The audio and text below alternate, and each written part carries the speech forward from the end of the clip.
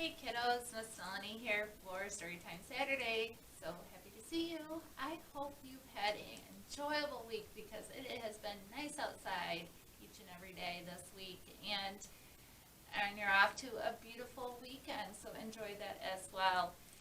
So we're through the first week of March already, and you guys had National Read Across America Week, so maybe you did a little celebration in your class and had some fun with that.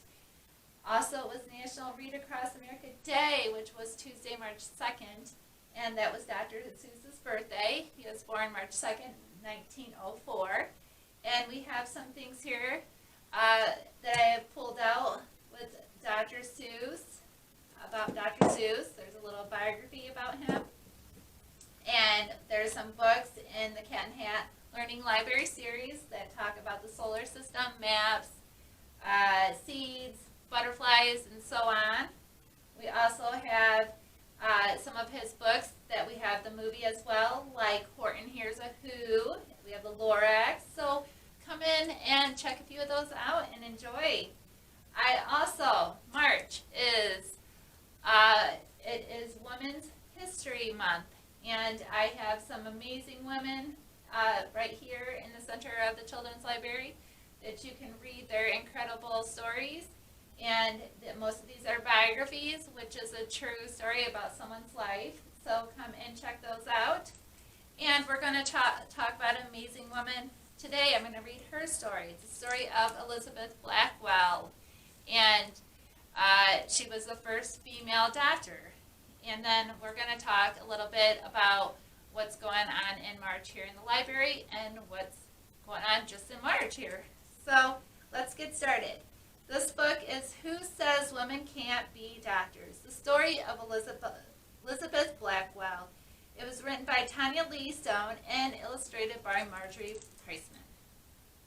And in the story, I'm going to refer to this term here, persevere, because it really talks about who Elizabeth Blackwell was. It describes her character.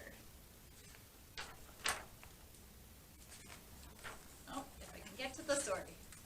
All right, one more page here. Here we go. Let's get started here. I'll bet you've met plenty of doctors in your life, and I'll bet lots of them were women. Well, you might find this hard to believe, but there was once a time when girls weren't allowed to become doctors. Back in the 1830s, there were lots of things girls couldn't be. Girls were only supposed to become wives and mothers, or maybe teachers or seamstress. Becoming a doctor was definitely not an option. What do you think changed all that? Or should I say who? And we know it. It was Miss Elizabeth Blackwell. That's who.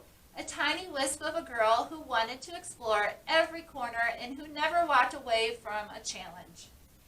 This was a girl who had once carried her brother over her head until he backed down from their fight. A girl who tried sleeping on the hard floor with no covers just to toughen herself up.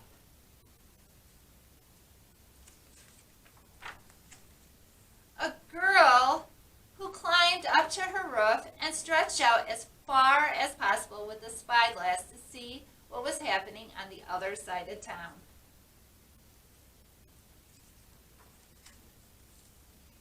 But she hadn't always wanted to be a doctor. Actually, blood made her queasy, made her feel sick. One time, her teacher used a bull's eyeball to show students how eyes worked. Elizabeth was repulsed. Look at her hands over her mouth. She thinks she's going to get sick, I think. And she hadn't always wanted to help the sick. She had no patience for being sick herself. Whenever she felt ill, she simply went outside for a walk. Once when she was little, she hid in a closet until she felt better. She hated anyone fussing over her. So she wanted to take care of herself and get better. So why did she become the first woman doctor? Because one person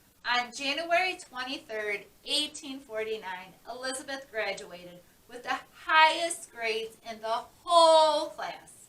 She had become the first woman doctor in America. Although many people were proud, others were angry.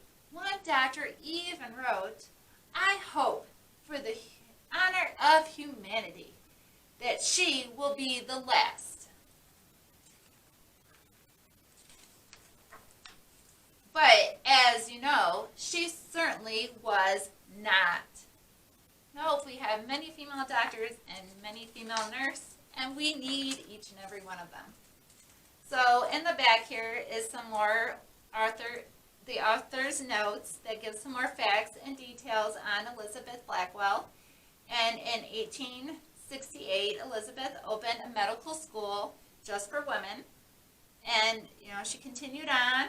She took many honors in many schools and hospitals. So she showed persevere.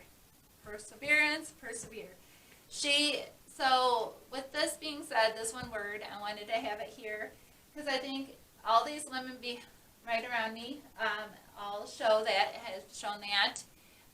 This lady has, and this Grandma Gatewood, who I'm going to talk about here in a second, and you as well, because that, sums you up each and every day. You continue to get up and try. You continue to keep on going. You're going to continue to go the distance, I believe, and do your best to stay on course and not give up. So that is, to me, describes each and every one of you. So, Grandma Gatewood, if you get in here, please check this out. When Grandma Gatewood took a hike, it's unbelievable, but this woman here was the first woman to solo through hike the 2,050-mile Appalachian Trail in 1955 at the age of 67 after raising 11 children. That's an amazing story, and she did it a couple times again, and she hiked until 75. So just unbelievable. A very neat story, a lot of facts, and just a lot of neat pictures in here. So please check that out along with these if you like. Also, getting to March, we have a lot going on, and there's a lot on the calendar. We have St. Patrick's Day coming up, Wednesday, March 17th, and we have some St. Patty books down here, so please come check these out. We have March 20th will be the first day of spring, and we have a lot of spring books down here as well. So come look at those. We have next Saturday, I'm going to be doing a special live read talking about our spring program, I Heart Polo. We're going to be talking about the history of polo and learning more about our community. And we'll end that here in April with a historical story walk. So I'll talk more about that, like I said, next Saturday. You guys, you basketball fans, March 18th is the kickoff, I believe, to March Madness. And you guys have spring break here at wrapping up the end of March. So we don't want to forget, you guys, this month, March 14th, Sunday, you will be springing ahead, meaning you got to set your clocks an hour ahead. So don't forget that I'll try to remind you next Saturday. But for now, just enjoy your beautiful weekend, and I'll see you then. Bye-bye.